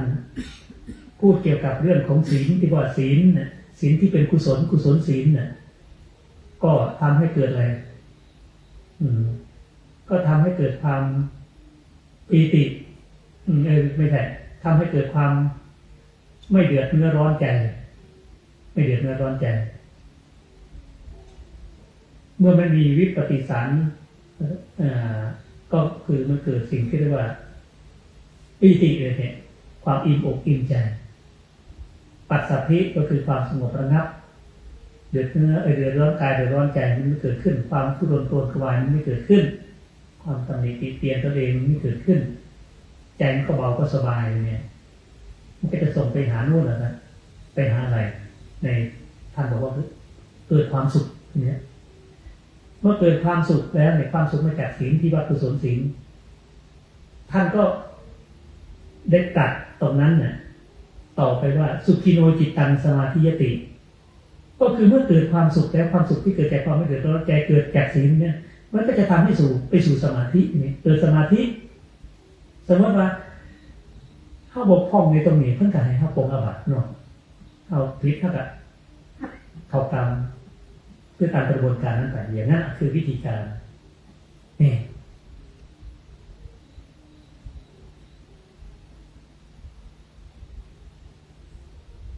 มันมีคำหนึ่งที่ท่านใช้คำว่าโรคันสีหลังในคัมภีร์ชั้นอัตถกถานะครับโรคันสีหลังแล้วก็ศีลเป็นโรคศีลเป็นโรคก็เหมือนกับคนเป็นโรคคนเป็นโรคก็คือไปทำการทำงานก็ไม่ได้ถ้าเป็นเด็กก็ไปเรียนหนังสือไม่ได้จะอยู่ก็อยู่ไม่เป็นสุขนั่นคือคนเป็นโรคก็เป็นอย่างนั้นถ้าเราไม่ได้เป็นโรคเราก็สบายเนี่ยก็สบายทำอะไรก็ทำไปคล่องนี่นั่นก็รักษาสุขภาพให้ดีโรคทางด้านร่างกายก็รักษากินอาหาร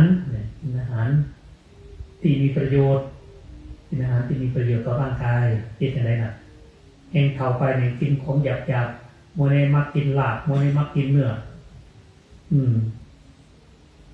นั่นบางทีมันก็ย่อยยากด้วยกันต้องเอาตามหลักโภชนาการก็ให้ความสำคัญนะให้ความสำคัญเราเรื่องนี้นี่นะที่มีประโยชน์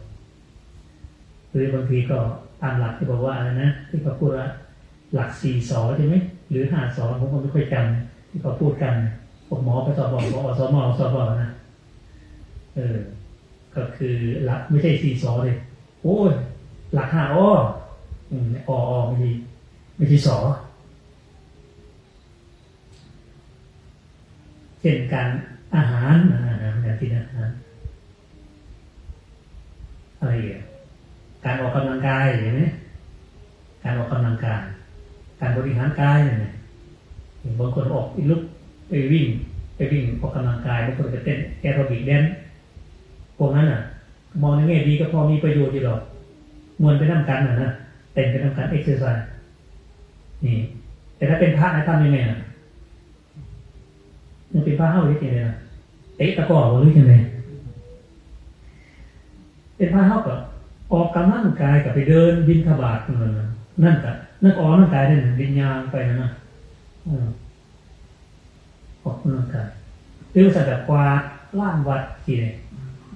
หรือไปหาล่างของน้ำของทางมีมุ่นนั่นนะครับถูสารถูอย่างเหมือนกันมันก็ได้ออกคือกันได้นั่นออกมา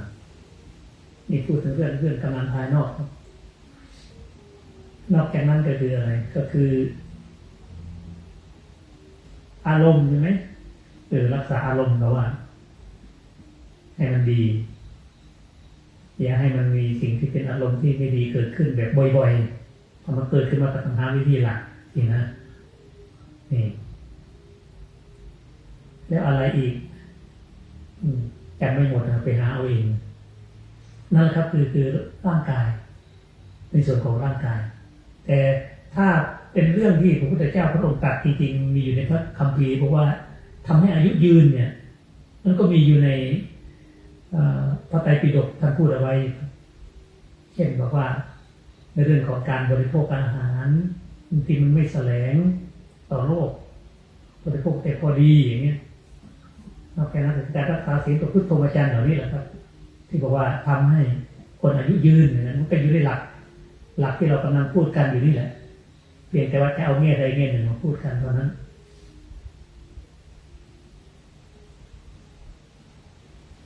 โรคทางด้านร่างกายเกิดขึ้นจะทำอะไรได้โดยยากโดยเฉพาะโรคศีลก็เป็นอย่างนั้นแต่ถ้าเมื่อเรามาประพฤติปฏิบัติเช่นนี้นะครับมาชำระศีลวันสุดท้ายเนี่ยมันจะทำให้เรามีความผาสุกมีความมั่นใจมีความอิ่มใจอยู่ในตัวและมันจะส่งผลไปถึงลึกนะครับ อันนี้ผมสังเกตตัวเองด้วยนะครับผมสังเกตตัวเองด้วยบางทีนี่มันเหมือนว่าส่วนที่มันฝังลึกอยู่ในถ้าเป็นการพูดตามหลักของพระอภิธรรมนี่ก็บอกว่ามันมีพวกวิถีจิตคือจิตที่มันขึ้นสู่วิถีทางอายตนะตาหูจมูกลิ้นกายใจนี่พวกหนึ่งแต่ส่วนหนึ่งก็คือส่วนที่ทำไปแล้วเนี่ยมันตกตะกอนลงไปที่เรียกว่าภวังคจิตที่เป็นองค์ของภพในภาษาอภิธรรมนะคือมันทำอะไรผ่านตาหูจมูกลิ้นกายใจปั๊บมันจะฝังลงอยู่ในจิตนั่นแหละมันคล้ายๆกันอย่างนี้ครับอุปมาเปรียบเทียบคล้ายๆกับเราเวลาที่เราเอาสิ่งของโยนลงไปสระน้ำหรือว่าไปในบ่อน้ำโยนลงไปปุ๊บมันอยู่นั่นแหละครับตอนแรกมันแนบเห็นอยู่มันลอยลงไปพอลึกลงไปแนบเห็นนะเห็นมันอยู่นั่นนะไปก็โยนลงไปอีกอยู่นั่นแหละแต่ส่วนที่มันปรากฏขึ้นมาให้เราได้เห็นตัวนี้มันก็คือขึ้นสู่วิถีของอายตนะตาหูจมูกลิ้นกายอย่างนั้นแต่ส่วนที่นั่นก็คือตกลงไปทีนี้เวลาที่มันอยู่ในนั้นเลยครับมันเยอะมากนะครับเพราะนั้นไอ้คนเวลาที่บางเรื่องที่มันขึ้นมามันผุดขึ้นมาเนี่ยที่เป็นพฤติกรรมที่ถูกสะสมเอาไว้มันจึงโผล่ขึ้นมาแต่ละช่วงแต่ละสถานการณ์ที่มันโผล่ขึ้นมานะมันเป็นเช่นนั้นบางทีมันเหมือนกับมันมีอยู่ในลึกๆที่ผมว่านะอยู่ในความฝันเลยนะนี่ไม่ใช่ธรรมดานะอยู่ในความฝันเลยเช่นว่าเวลาเราฝันก็ฝันเป็นเรื่องที่บดีถ้าไปฝันเห็นเศษฝันเห็นภูเขาสมมติว่าฝันเห็นภูเขาก็หู้ซึ่งกับภูเขานี่สูงกับหูว่ามันสูงอยู่มันสะยืดมันหวาดเสียวแต่ละเพื่อนเนี่ยเห็นเป็นภูเขาน่ะมันเห็นหูมันไปอยู่มันจิไปทั้งพุ่นมันจิไปได้อยู่แต่หูสักหูมันน้อยจนแคบจะสิมุดหัวเข้าไปอึดอัดสิตายโอ้มันเป็นอย่างนั้นก็มีนี่ตอนที่เราอาจจะศีลไม่ดีนะครับคือบางทีเนี่ยไปเข้าห้องน้ำห้องทางสิเนาะอันนี้ผมพูดเอาตามที่ผมเคยประสบการณ์อยู่ในฝันนะผมว่าโอ้แบบนี้ก็มีเนาะเราเจอเข้าห้องน้ำมันสิโอ้จะเป็นห้องน้ำมันสกปรกห้องน้ำมันสกปรกเงี้ยวลงไปทางไปคือมันสกปรกในสิ่งนั้นมันจะเนี่ยเห็นความขยะแขยงอยู่ในนั้นมันเกิดความรู้สึกแต่ถ้ามันไม่มีสิ่งนั้นสมมติได้มาเข้าปฏิวัติกรรมได้ชนะตอนนี้บางทีสิ่งนั้นหายไปหมดเลยนะครับบ่เห็นสิไปหามันให้มันกลับมาอีกในความฝันก็ไม่เห็นพระ ผมโอ้มันลึกไปถึงขนาดนี้ตัวนี่แต่พ่อแต่คนเป็นว่าเป็นสันนะเพราะฉะนั้นก็เราก็มาประพฤติปฏิบัติธรรมที่งานปฏิบัติกรรมนี่ก็คือเพื่อที่จะให้เกิดสิ่งที่เป็นประโยชน์ตามแนวทางที่หลักพุทธศาสนาท่านได้สอนเอาไว้ท่านได้แสดงเอาไว้และคณะสงฆ์ก็สืบทอดงานพุทธศาสนาพวกเราก็มาร่วมกันประพฤติปฏิบัติเช่นนี้ในช่วงสถานการณ์ที่คณะสงฆ์เราเสียเครดิตมากโลกมันกำลังจับตาจ้องมองดูพวกเราหลายๆเรื่องหลายอย่างอยู่เราก็สูญเสียพระมหาเถระที่บวชมานานก่อนหน้านี้เนื่องจากว่าถูกปลาร้ายกัดกินไปตั้ง13 ลูกปลาร้ายในที่นี้ในพระไตรปิฎกก็บอกว่ามาตุคามนั้นมาตุคามสีขากอบเล่นงานจนย่ำแย่เลยเพราะฉะนั้นพวกเรามานี่ก็ถือมาเพื่อที่จะประคับประคองศาสนามารับไม้ต่ออายุพุทธศาสนาหรือว่ารับไม้ผัดที่จะวิ่งต่อไปนั้นอย่างวิ่ง4x100 เมตรมันอย่างว่ายน้ำหลัก4x100 เมตรก็อย่างเดียวกันรับภาระรับงานพุทธศาสนาตรงนี้ไปในยุคของพวกเราที่รับมาจากรุ่นบุรพาจารย์ครูบาอาจารย์ถ้ามาเรามามองดูอย่างหนึ่งถ้าศักยภาพความสามารถความรู้หลักปฏิบัติต่างๆของเรามันอ่อนแอไปเรื่อยแล้วก็ไม่ฟื้นฟูหรือไม่พยายามที่จะกระตุ้นความคิดตรงนี้ให้มันขึ้นมาบางทีมันเหมือนกับจะแย่ไปหน้าเลยอย่างยุคครูบาอาจารย์ยุคหลวงปู่ทั้งหลายก็อยู่แบบพระอยู่แบบพระการทำงานพุทธศาสนาก็มีหลักมีเกณฑ์อะไรต่างๆนี้อยู่ในร่องในรอยไม่จะมีหลุดมีอะไรบ้างมันก็ไม่กระเทือนนักในยุคสื่อที่มันไม่เจริญอย่างปัจจุบันนั่นท่านก็อยู่เลยนะครับส่วนยุคของเรามันก็เห็นความอ่อนแอหลายๆเรื่องที่มันเข้ามาอยู่ตามยุคตามสมัยผมเคยพูดไว้ตั้งแต่นานแล้วครับประมาณน่าจะ20 กว่าปีที่วัดหลวงพ่อวิจัยวัดหลวงพ่อพระครูวิทย์ธรรมวงศ์เนื่องจากตอนนั้นก็คือผมใช้คอมพิวเตอร์โน้ตบุ๊กน่าจะเป็นคนแรกนะผมก็เลยบอกก็เลยพูดตรงนั้นแหละว่าถ้าอยากจะให้ศาสนาเสื่อมเนี่ยมันไม่ยากหรอกซื้อโน้ตบุ๊กไปแจกให้พระเนี่ยมัดถูกลูกฟรีเลยนั่นแหละที่เห็นถึงความเลวร้ายมกมุ่นอยู่นั่นแหละ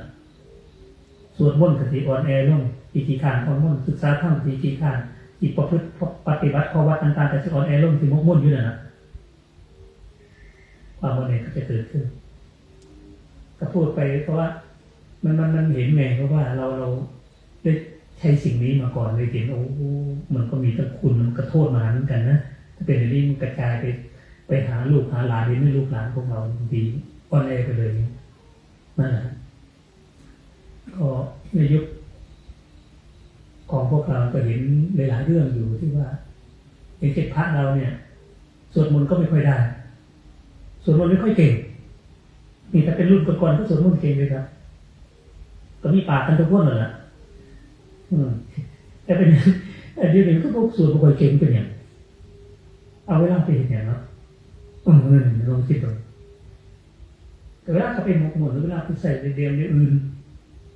ศึกษาธรรมะก็ศึกษาเข้มแข็งกับธรรมะในทางอย่างแบบอื่นเพื่อสามารถให้ข้อมูลหรือเทศศาสนาเลยแต่ว่าปัจจุบันนี่มันเป็นอย่างนี้ครับเนี่ยก็คงจะสรุปจบแล้วนะครับหรือ3 นาทีก็ปัจจุบันมันเป็นอย่างนี้มันรู้มากก็จริงอยู่แต่มันรู้ไม่ชัดรู้มากก็จริงอยู่แต่มันหูแบบซาซาเราไปคิดเบิ่งเด้อครับบางคนคือคนสิหูหลายเอาไปมาซาซาเลยเบิดแต่บ่ฮู้จะเอาอย่างนั้นแท้เนี่ยอันความรู้กระจ่างแต่อย่างเดียวแต่ให้เชี่ยวชาญจะเกิดผลเนี่ยสุนทรภู่ว่านั่นแหละเนี่ยก็หัวสวดมนต์ได้ก็สวดให้มันได้ดีนะขนาดบ่แม่นหากินไปน้ำมนต์บ่แม่นเด้บ่ก็ตรงนี้ลูกน้องผมอยู่น่ะอยู่วัดผมคุณนั่งอยู่ซื่อๆแน่ดอกคุณสวดบ่ได้คุณไปพากไปเว้ยว่ามันบ่แม่นโกนใจหน้ามันแม่นโชเลเลยว่าพากไปนั่นนะแล้วผมสวดก็นั่งบนนั่งอยู่ต่อหน้าผมไปสวดมนต์อยู่ในบ้านเนาะ ผมขึ้นบทได้แล้วคือได้หมดสุบทว่ะโอ้คือมาเก่งกัดแต่ว่าซ่อมเบิ้งดีๆมันโมแมนมันไปภาคตอนนั้นคล้ายๆลิปซิ่งอยู่นะเปิดเสียงคือถ้าเป็นนักร้องลิปซิ่งก็คือบอกงามโอ้ยบันไดแถวบันไดตัวนี้ว่ะคุณนั่งอยู่ซื่อๆแน่มันสั่นอย่าไปตัวเจ้าของตัวก่อนที่ของตัวเจ้าของเลยมันบันไดก็คือบันไดคนที่ไปหาเยอะกันสิมันสีใดมันเป็นไปบันไดต้องไปท่องตอนนั้นมันเป็นสีใดมันนั้นบอกคนนะเพิ่งจะเศร้าแล้วล่ะเด่นถ้าบอกกินสิกับบ่เศร้าที่หาตัวเขากินอยู่เลยเนาะอันนี้ก็รักษาหน้าตาเจ้าของไว้ซื่อๆนี่รักษาหน้าไว้ซื่อๆนะให้ดีให้ดูดีนะไอ้ความว่าดูดีที่มันอยู่เบื้องลึกกว่านั้นก็คือเป็นอย่างที่ว่าไปท้องนั่นแหละดีกว่านะเรื่องความเบื่อมันเพราะฉะนั้นก็ก็เราวันนี้ก็อบอุ่นดีนะครับก็อนุโมทนาบุญและขอบคุณทุกท่านครับที่ท่านนั่งฟังผมพูดเรื่องนั้นบางเรื่องนี้บางในไอ้ที่เดือดบ้างเรื่องกับพี่อัตราบ้างเรื่องประมวลมาบ้างก็คงจะพอได้ประโยชน์อยู่นะครับก็ขอยุติการกล่าวธรรมะไว้แต่เพียงเท่านี้ก็ขอความสุขสวัสดีจงเกิดมีแด่เราและท่านทั้งหลายโดยทั่วถึงการทุกรูปทุกท่านเถิดสาธุที่เราได้ยินได้ฟังจากพระเพลงนั้นคือเมตตาธรรมจากท่านพระอาจารย์ครูประภัสสมาธิคุณจะวาระต่อพันผือผู้ที่มีการศึกษารวมการศึกษาประวัติศาสตร์มีความรู้ทั้งทางโลกและทางธรรมเอาแบบอย่างในการดำเนินชีวิตการพูดในองค์ประกอบหลายอย่างยกตัวอย่างครูบาอาจารย์ทั้งปัจจุบันหรืออดีตให้เราได้เห็นแบบและก็อย่างนั่นเจนี้ก็เจริญพรอย่างดังของคนยอมเป็นตัวแทนในการถวายกันเทศบูชาธรรมคนยอมแม่บานแล้วก็คนยอมแม่บัวดีหลอดเข็มจะหลอดเข็มจำนามสกุล ติดอยู่เรื่อยเป็นหลอดอยู่เรื่อยหลอดเข็มนี่แหละพรหน้าเลยก็ญาติโยมที่ศรัทธาที่จะถวายเป็นการส่วนตัวก็เจริญพรมันก็เลยภาวนาเป็นเจ้าภาพเป็นแต่ก่อนงานส่วนใหญ่ก็มีแต่ญาติธรรมด้วยเพราะว่าไม่ได้ไปบอกใครอย่างที่ท่านว่างานปริวัติกรรมเป็นงานที่ลงทุนพอสมควรข่าวพัฒนาหารแต่ละวันครับในต่ำกว่าหมื่นก็โดยเฉพาะที่นี่เนี่ยการพุทธบริสุทธิ์เลยครับถ้าบอกบุญก็ส่งจดหมายไปตามหมู่บ้านต่างๆไม่ไปให้เห็นหน้าบังคับให้มาแล้วก็ไม่เคยไปบิณฑบาตก่อนงานหรือว่าแจ้งข่าวขอมีอะไรทางตลาดก็เรียกว่าถึงงานตรงนั้นจะมีมาวัดดวงกันเลยวัดดวงกันเลยก็ขอรอดทุกปีแล้วก็ได้ที่เราได้ยินได้ฟังโดยเฉพาะเรื่องราวของครูบาอาจารย์น่าไปศึกษาจริยวัดของท่านแต่ละดุจแต่ละองค์โดยเฉพาะเรื่องของการแสดงธรรมอย่างที่ท่านว่าเป็นเจ้าคุณพุทธโฆษาจารย์หรือปู่เดชธาตุถอดเทปได้เลยเรียกว่าเทปดีไปโดยลำดับหัวสะเลยก็เทปมาถอดมันไปถอดเป็นตัวได้ถอดเป็นหนังสือได้เลยเป็นการเรื่องที่เราได้ยินได้ฟังได้ระลึกนึกถึงถ้าเราได้นึกถึงเนี่ยในกุศลศีลที่ท่านว่าในกิมัตติยสูตรท่านพระอานนท์ได้กลับทูลถามพระพุทธเจ้านี่นะครับถ้าเรามานึกถึงเห็นคุณค่าเห็นประโยชน์เริ่มจากความที่ไม่มีวิปฏิสารจนเกิดความโมดเกิดปิติเกิดปัสสิเกิดสุขเกิดสมาธิเกิดญาณทัศนะจะไปถึงเกิดนิพพิทาเวราคาแล้วก็เกิดทางด้านของวิมุตตายตนะโดยลำดับหรือส่งผลจากกุศลศีลเป็นสิ่งที่เป็นกุศลสิ่งที่เป็นไปเพื่อที่จะเกิดปิติเกิดความโมดนึกแล้วนึกกินเนี่ยแข็งใจตรงสู่ตรงไปต่อ อริยมรรคเป็นอาชีวบริสุทธิศีลได้ดังนั้นก็ทางการของเราได้มาประพฤติปฏิบัติก็จะคุณค่าเกิดประโยชน์อยากโยมได้ฟังก็ไม่มีโทษนำไปประพฤติปฏิบัติในศีลของโยมเช่นเดียวกันโดยเฉพาะ จึงในเรื่องราวยอมไปที่นู่นเวลาเสนานิคมทางด้านอินเดียเป็นประเทศที่แปลกครับโยมถึงที่แล้วก็นั่งนะจะได้รับก่อนจากครูบาอาจารย์ไปประเทศไหนอย่างหมอสิพาไปหลายประเทศแต่สุดท้ายก็ไปจบอยู่ที่อินเดียเหมือนเดิมไปประเทศเดียวเนี่ยไปครั้งเดียวก็เบื่อไปอินเดียไปกี่สิบครั้งก็เลยเบื่อโยมก็น่าจะเรียบร้อยเมตตาพระอาจารย์ให้พรโยม รับพรรับพรจากหลวงพ่อโยมโทรไป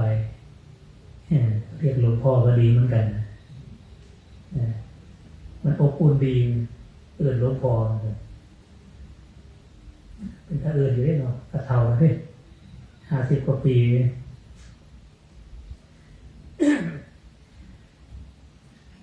ยะถาวาริวหาบุราปริปุเรนติสาคารังเอวะเมวะอิโตทินังเปตานังอุปกปติอิจิตังปฏิตังตุมหังคิปเมวะสมิจจตุสเพปุเรนตุสังกปาจันโทปนะระโสยะถามณิโชติระโสยะถาสปิติโยวิวัชชันตุสัพพโรโควินัสตุเทโวตวันตนาโยสุขีทีคายุโคภวะอภิวาทนาสีลิสกิจังวุธาปจายโนจัตตารโอธรรมาวัฏันติ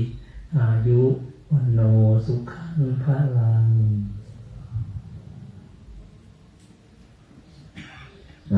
เดี๋ยวก็กราบนะ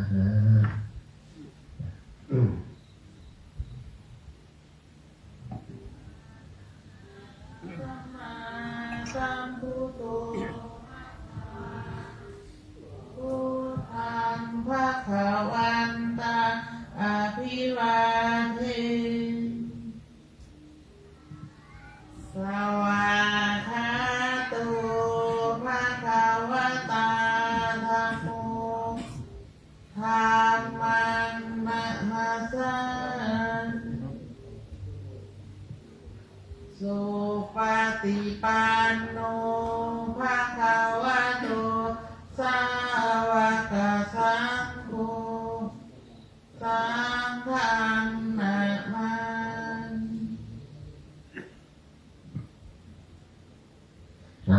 ก่อนอนุโมทนานะโยมที่มาร่วมกันฟังธรรมก็ดีต่ออีกไม่กี่วันเนี่ยถ้าฟังธรรมภาคธรรมก็เหลืออีกแค่2 คืนคือพรุ่งนี้กับรืนนี้งานของเราก็จะถึงวันสิ้นสุดแป๊บเดียว10 วันเรามาเติมบุญเติมปัญญาให้เราท่านทั้งหลายญาติโยมที่มาก็รักษาประวัติปฏิบัติรักษาดูแลสุขภาพด้วยหนาวครบยังครับหลวงพี่ออสมาเพิ่ม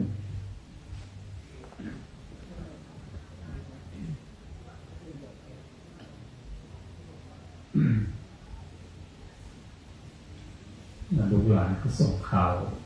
ว่ามีการประกาศของกรมอุตุจะหนาวตัวเลขอาจจะเลื่อน1มาอย่างนั้น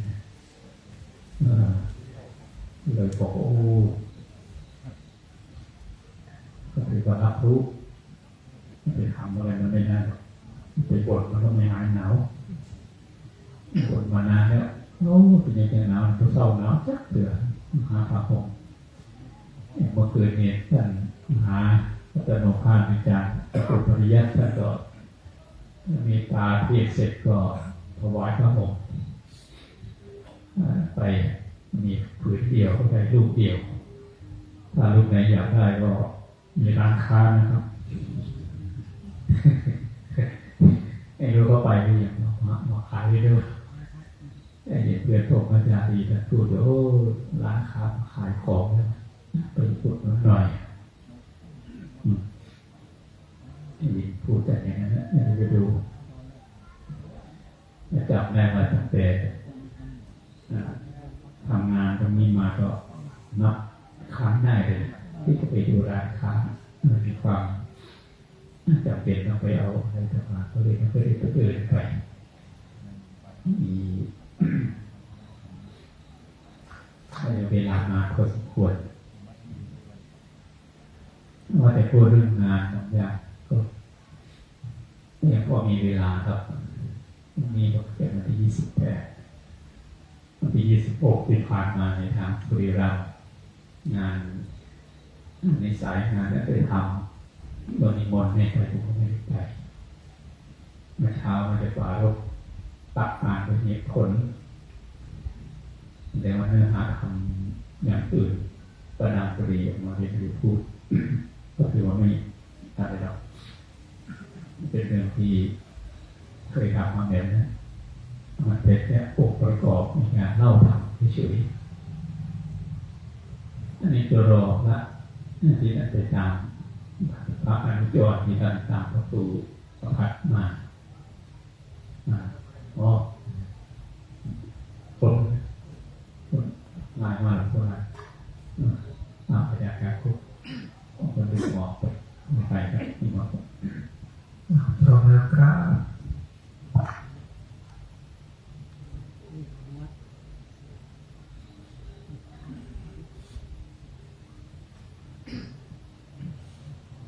อันธรรมยังพุทธัสสะภะคะวะโตปุปภาคณมะการังกโรมาสิเอนะโมตัสสะภะคะวะโต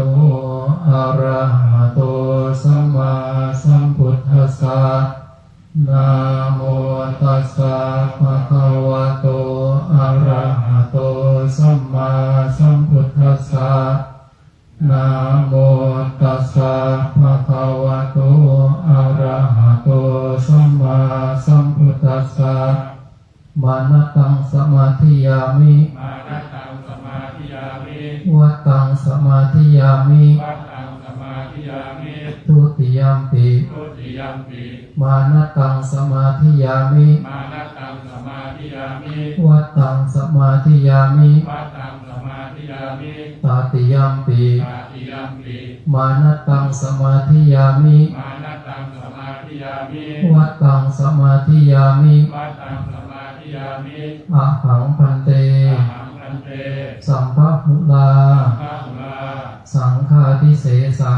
คาทิเสสา อาปัตติโยอาปัจจิง อาปฏิโยอาปฏิง อาปฏิปริยันตัง อาปฏิปริยันตัง เอกัจจังชานามิ เอกตังคานามิ เอกัจจังนะชานามิ เอกตังนาชานามิ รัตติปริยันตัง ทัตติปริยันตัง เอกัจจังชานามิ เอกตังคานามิ เอกัจจังนะชานามิ เอกตังนาชานามิ อาปัตติปริยันตัง อาปฏิปริยันตัง เอกัจจังสารามิ เอกตังสารามิ เอกัจจังนะสารามิ เอกตังนาสารามิ รัตติปริยันตัง ทัตติปริยันตัง เอกัจจังสารามิ เอกตังสารามิ เอกัจจังนะสารามิ เอกตังนาสารามิ อาปฏิปริยันเต อาปฏิปริยันเต เอกัจเจเวมติโก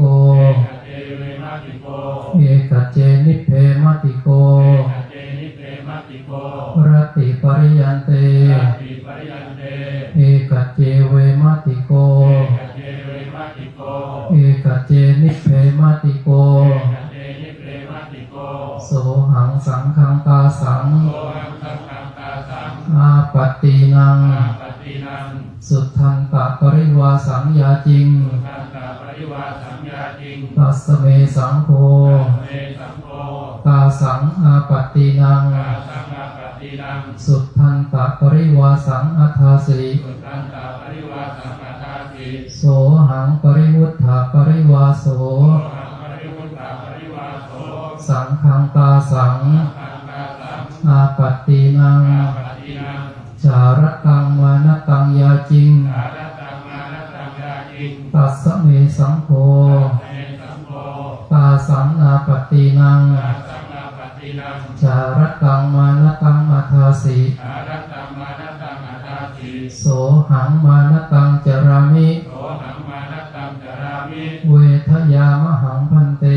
ทยามหังคันเต เวทยาติติ เวทยาติติ มังสังโฆทาเรตุ มังสังโฆทาเรตุ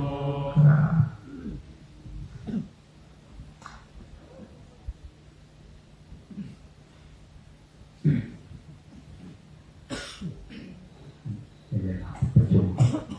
9:13 นาทีเราจะมาไปครับอะระหังสัมมาสัมพุทโธภะคะวาพุทธังภะคะวันตังอภิวาเทวะคะโตอะคะวะโต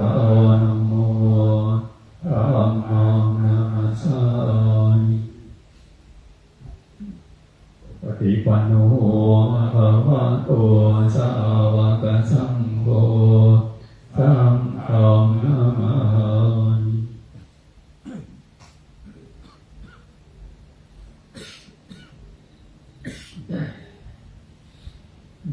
พุทธโมทนาในข้าวัดทางกุศลธรรม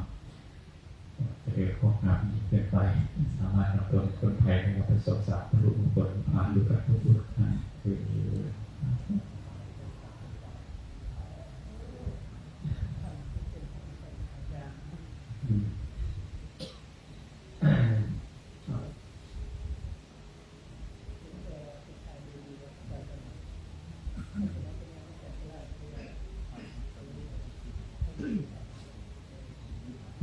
ปากเป็นสุขครับ